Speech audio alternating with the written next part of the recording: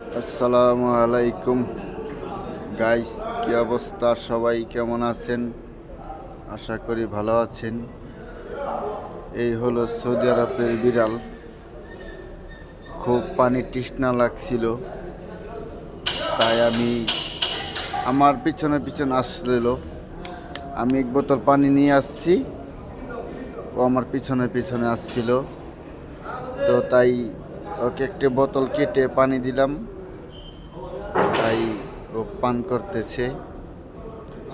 তাই একটা পোষা পোষা বিড়াল, সে কতটুকু তৃষ্ণা লাগলে আমার পিছনে পিছনে ছুটে আসে।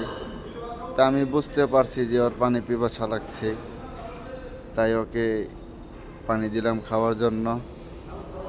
তো খাইতেছে, আলহামদুলিল্লাহ। আল্লাহ কার ভাগ্যে কী রাখছে কিছু বলা যায় না।